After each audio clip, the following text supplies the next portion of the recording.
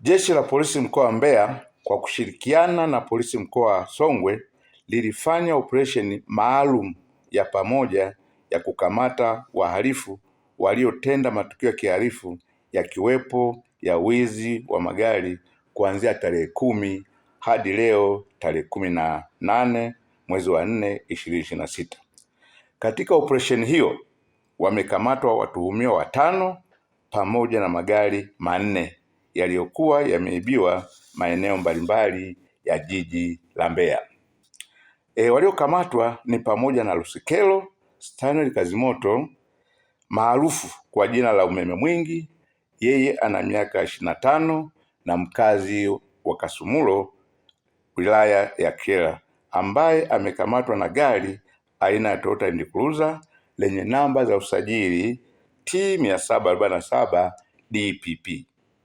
Mtuhumiwa huyu ndiye ambaye uongo unasambazwa kwenye mitandao ya kijamii kuwa ametekwa. Watuhumiwa wengine ambao wamekamatwa pamoja na Lusekelo ni Gwagisa Alinanwise Kuliamo maarufu kwa jina la Gwaki 31, yani miaka 31, mkazi wa Kilimahewa Tunduma mkoa wa Songwe. Mwingine ni Deus Nelson Mwamafupa maarufu kwa jina la Super D, yeye ana miaka 38 na mkazi wa Kasumulo wilaya ya Kyela. Pia kuna Michael John Ngonyani, yeye ana miaka 36, mkazi wa Mtyangimbole mkoa wa Ruvuma. Mwingine ni Isaac Simon Luvanda maarufu kwa jina la White, yeye ana miaka 25, mkazi wa Muungano katika mji wa Tunduma.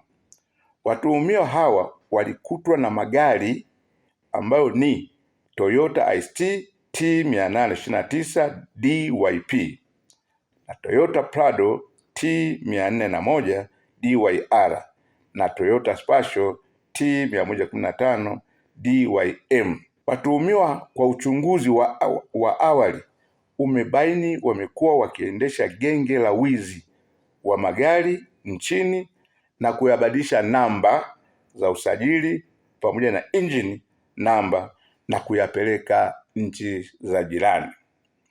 Upelelezi unakamilishwa ili hatua zaidi za kisheria ziweze kuchukuliwa dhidi ya watuhumiwa hao. Jeshi la Polisi mkoa wa Mbeya linatoa onyo kwa baadhi ya watu wenye tabia ya kuandaa na kusambaza taarifa za uongo ili kulinda